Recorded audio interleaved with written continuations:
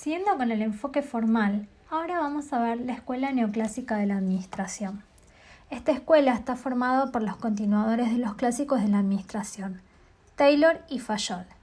Incluye a varios autores los cuales aceptan íntegramente las pautas filosóficas y metodológicas de los precursores, pudiendo definir dos grandes ramas: Neoclásica de la Administración Industrial, que son los autores seguidores de Taylor, y Neoclásica de Dirección y Administración General, que son los seguidores de Fayol. Cronológicamente encuadramos esta escuela entre los años 1925 y 1946, junto con la Escuela de Relaciones Humanas de Elton Mayo, aunque su verdadero momento de producción y actuación se dio entre 1930 y 1948. Como dijimos, se centró en la dimensión formal, continuando con la búsqueda de eficiencia a través de técnicas complementarias o suplementarias de las legadas por los precursores, dejando de lado los aspectos informales como conducta y comportamiento. Precisamente en esta dimensión ocurrió que los hechos sucedidos transformaron las organizaciones, obligando a los investigadores a estudiar formas de adaptación y modernización de las técnicas tradicionales de eficiencia y racionalización.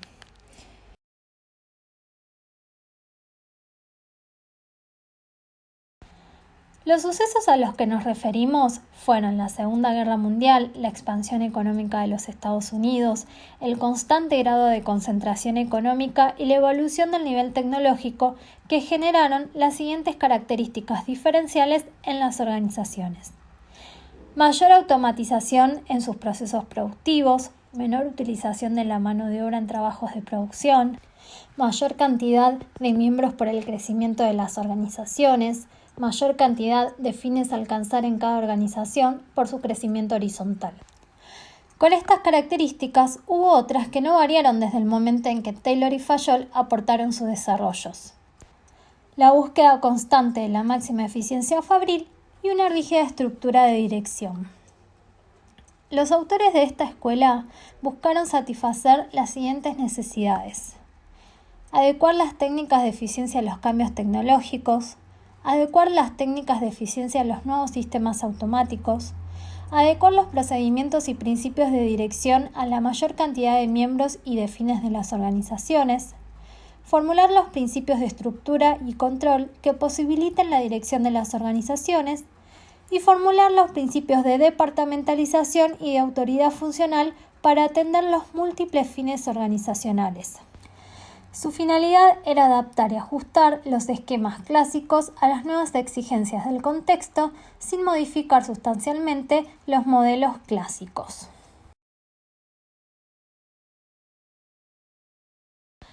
Características de la teoría neoclásica de la administración. Enfoque en la práctica de la administración. La teoría neoclásica se caracteriza por el gran énfasis en los aspectos prácticos de la administración y por la búsqueda de resultados concretos y palpables, sin descuidar los conceptos teóricos de la administración. Reafirmación relativa de los postulados clásicos. Los autores retoman parte del material de la teoría clásica, lo redimensionan y lo reestructuran a la época actual. Utilizan la mayor parte de los conceptos clásicos de la administración. Importancia de los principios generales de la administración. Los principios no deben tomarse de manera rígida y absoluta, sino relativa y flexible, de ahí el nombre de principio general de la administración. Atención a los objetivos y los resultados. La organización debe estar determinada, estructurada y orientada en función a alcanzar objetivos y producir resultados. Eclecticismo conceptual. Los autores neoclásicos son eclécticos y recogen el contenido de casi todas las teorías administrativas recientes. Por ejemplo, la teoría de las relaciones humanas, teoría de la burocracia, teoría estructuralista, etc. Aspectos administrativos comunes a las organizaciones.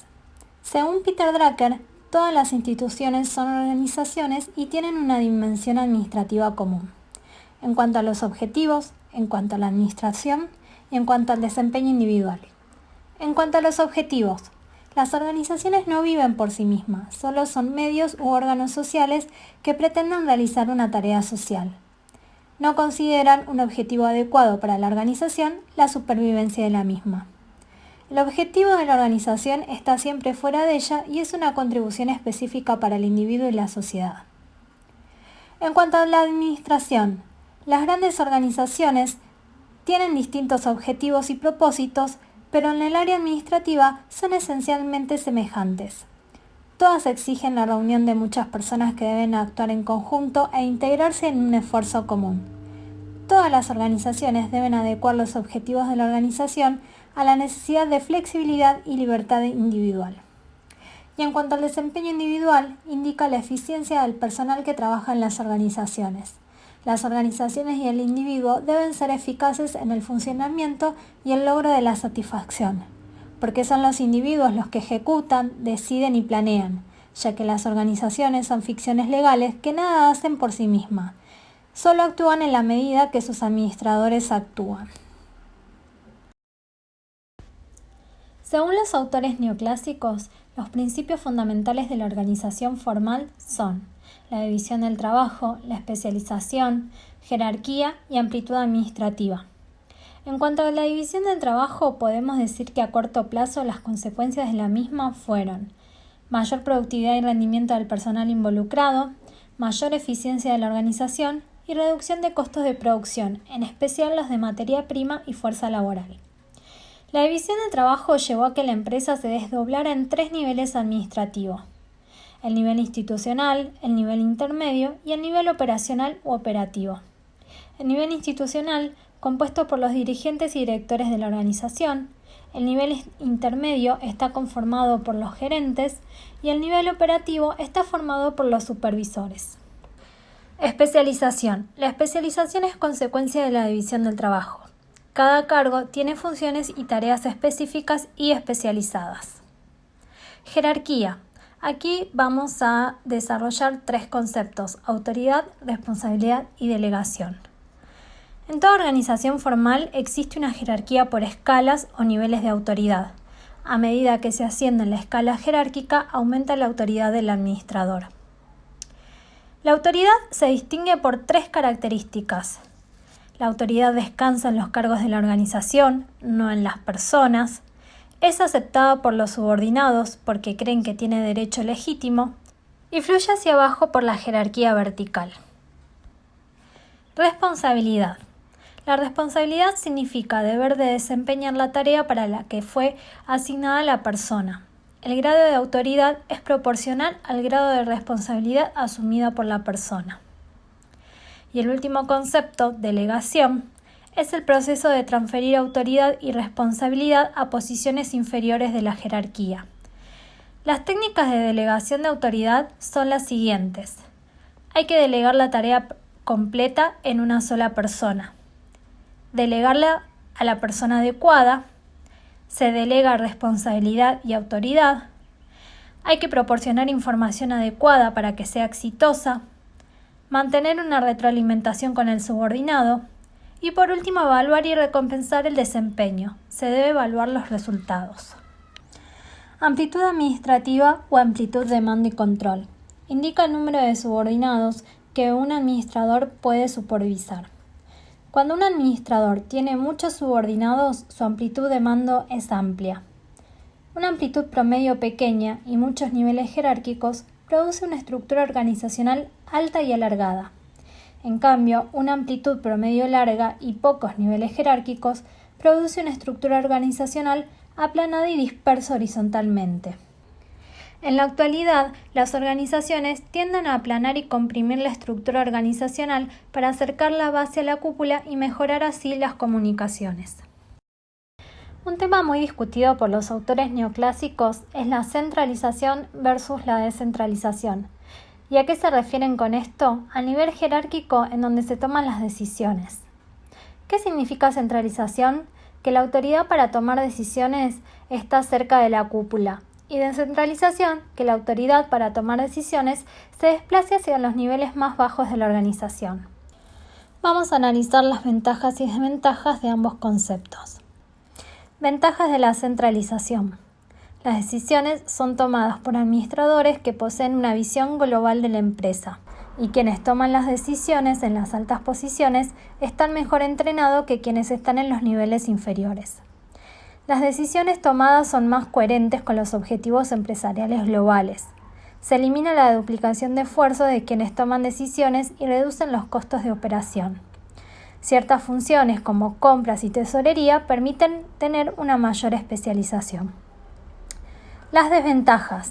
Las decisiones son tomadas lejos de los hechos. Quienes toman las decisiones en la cúpula tienen poco contacto con las personas y las situaciones involucradas. Las líneas de comunicación de la jerarquía ocasionan demoras y mayor costo operacional. Ventajas de la descentralización.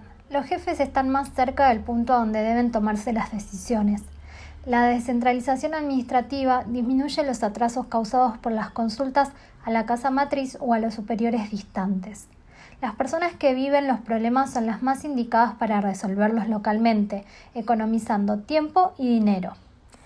Permite mejorar la calidad de decisiones a medida que su volumen y complejidad se reducen, aliviando a los jefes principales del exceso de trabajo decisorio, pudiendo así ocuparse de problemas más importantes. La cantidad de papel, así como los gastos respectivos debido a que el trámite de documentos del personal de las oficinas centrales puede reducirse considerablemente. Además que de esto se gana tiempo ya que se toman más rápido las decisiones que tardarían varios días en ser comunicadas.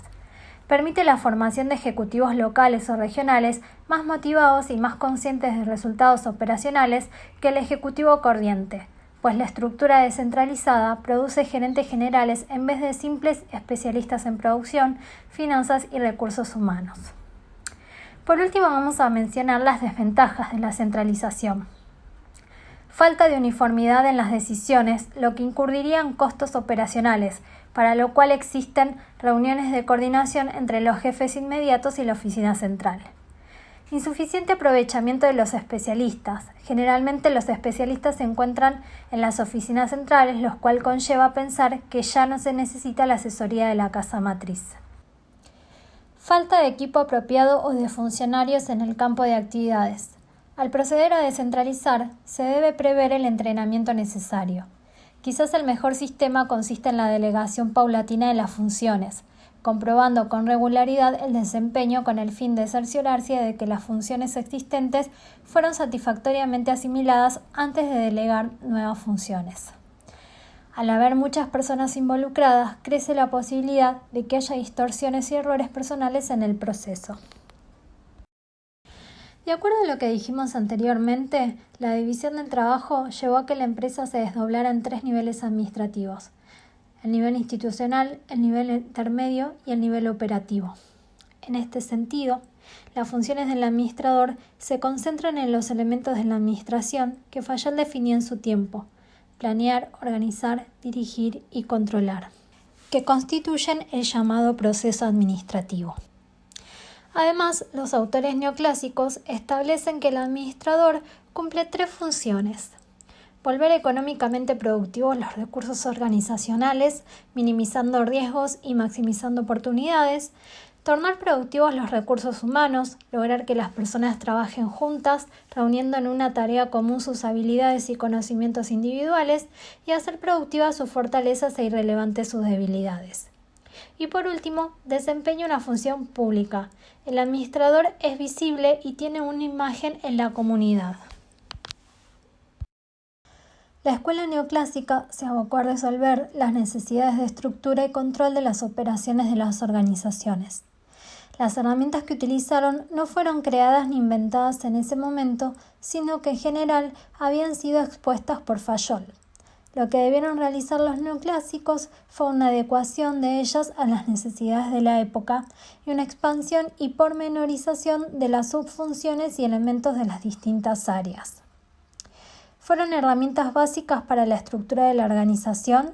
El organigrama o estructura de funciones es un gráfico donde se indican las relaciones de las distintas funciones entre sí y con respecto a los distintos niveles de la estructura de la organización.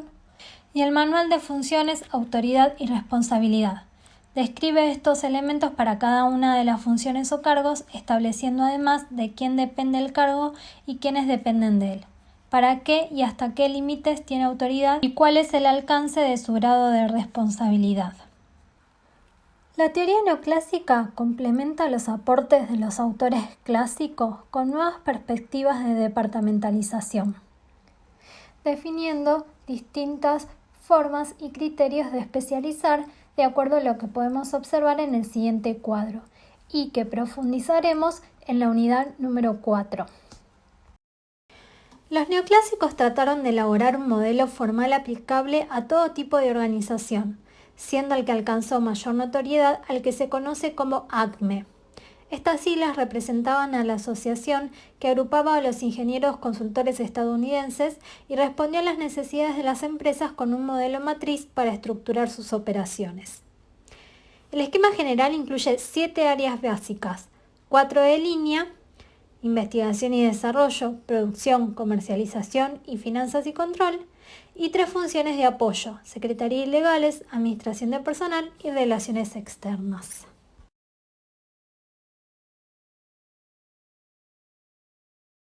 A modo de síntesis, podemos decir que sus tareas de adaptación y ajuste de las herramientas y propuestas clásicas permitieron que las organizaciones sortearan el desafío de eficiencia, estructura y control.